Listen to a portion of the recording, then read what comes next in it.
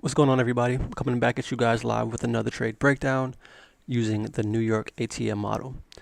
Before we get into the actual trade itself, I'm going to go over a few basic rules that I stick to, and it's made me, a lot more confident in my executions, definitely during New York session. And here we go. So there are pretty much 5 basic rules that we want to stick to when trading this model, and they're listed right over here. Your window of execution starts at 10 a.m., no earlier. You may or may not get a setup exactly at 10 a.m. Like on the setup we took today, it didn't happen exactly at 10 a.m., happened a little bit after 10, but we don't trade prior to 10. We allow the 9:30 opening range to, deliver, allow eager traders to get stopped out, and then we look to position against them, same way we do it in the Asia session.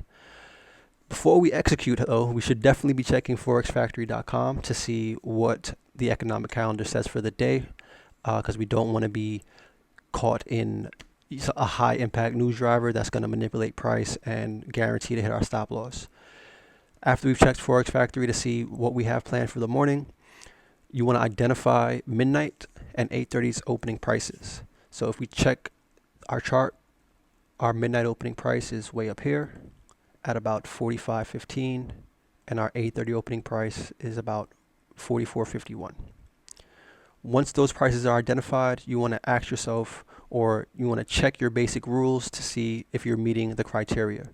So 4A states that if price is below both midnight and 8:30's opening price, we are only looking for longs. That means price is at a discount on the day. Price is super cheap on the day, and we're looking to catch the reversal in many cases. And that will be considered a tier 2 setup. If price is below only midnight's opening price, that's considered a tier 1 setup. It can still play out, but the probability just decreases of that being a successful trade.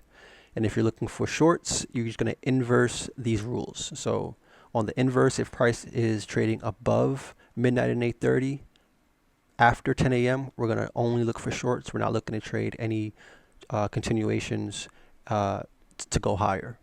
And then, of course, by 11:30, you want to be either managing your trade with stop loss to break even, stop loss and profit, or simply just exiting the trade, right?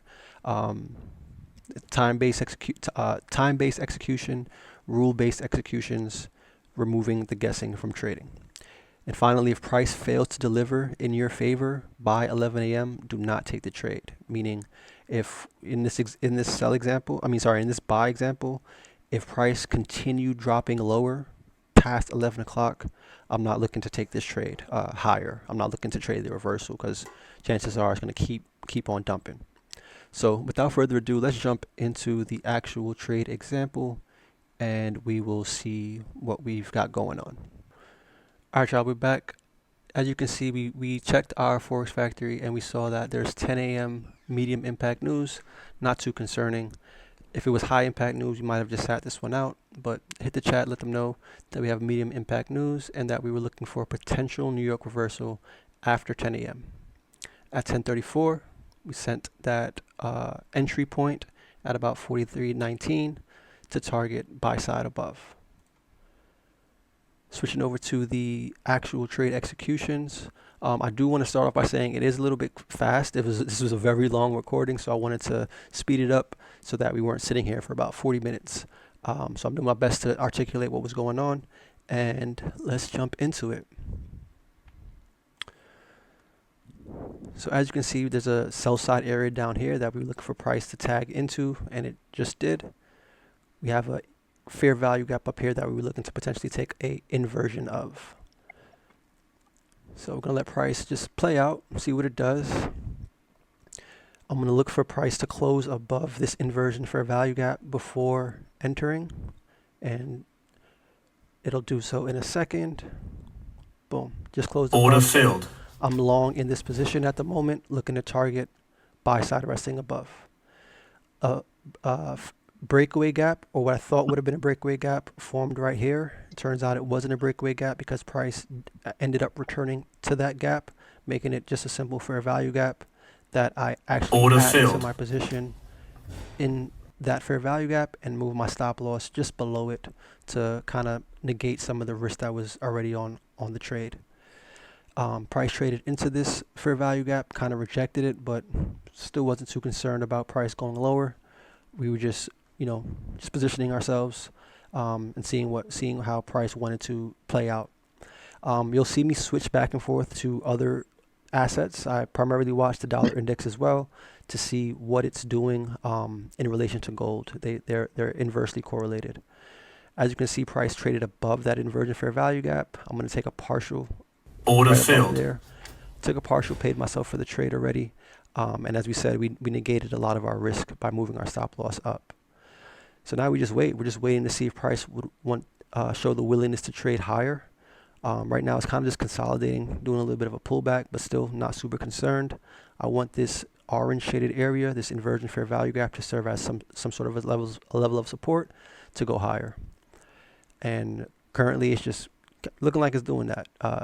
Kind of just dancing in this area, but price is failing to close back below this lower half of the inversion fair value gap. Again, just checking back at the dollar index.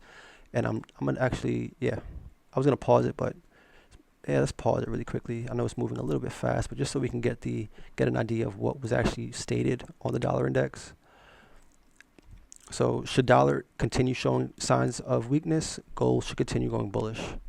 So I was looking for dollar to go weak for gold to gain some strength, and that's looking like what it's starting to do.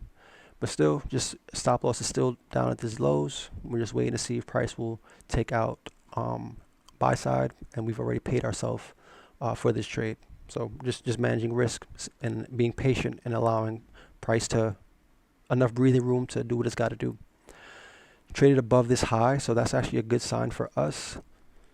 Did a little bit of a pullback, but I'm noticing that price is just kind of just dancing in this area. I'm noting that 50% or half of my position is still running, and I'm likely going to take another partial in here, I believe. I'm probably going to annotate that in a second. Notice how price is just respecting that 50% of the inversion fair value gap. Traded just below it, but we're not super concerned. We know where our stop loss is. We're not nervous. We're not getting anxious here. And I'm putting here that I'd like for price to stay above this 50% line. So this 50% area right here, I indicated that as a 2025 ICT order block. It's free on YouTube, guys, and I go over it pretty in depth in my community.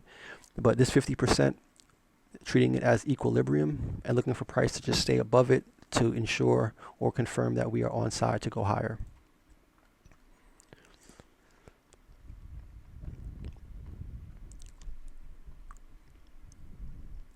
Still checking back to the other assets, seeing what they're doing.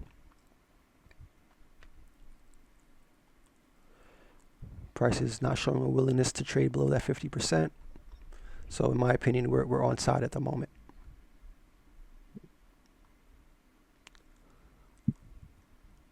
Checking back at the dollar.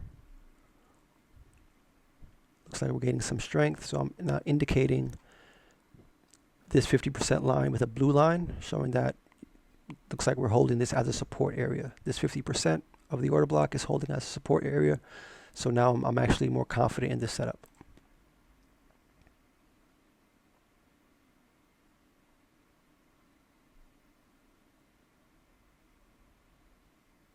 Just dragging everything across. Indicating here that if I missed entry or if I was looking to pyramid or add to my position, I do so above the breakout of this upper half of the inversion gap. So this orange shaded area that we were looking at before, price traded above it, traded just mohawked or colored outside the lines below it. We were looking for price to trade back above this upper half to show that we have a strong willingness to go higher.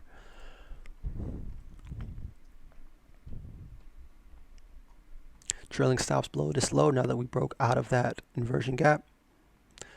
Eyeing this potential fair value gap in here. Yep, just indicated it. Now we just want price to start matriculating higher. We want speed above this short-term high. Let's see if we get it. Took another partial order filled. I saw price start to trade back into that fair value gap. Might have been a little too hasty with that, but it's all good. Nothing wrong with taking profits. Checking back at the dollar, seeing that we swiped out buy side, so that dollar should go lower, causing gold to go higher. Order block just traded above it. Looking for took another partial down there as we stated, and trying to get some speed above this high. This would have been a great place to take profit. This is about 200 pips in profit. 1111 make a wish, and our wish was to go higher. We did, or at least we're starting to. Didn't close above it yet. Checking back at the dollar. Now we're starting to retrace. So I started to move my stop loss up, because why let a positive trade go negative, or why turn that into a losing trade, right? Secure as much profits as possible, and we got stop. Order filled.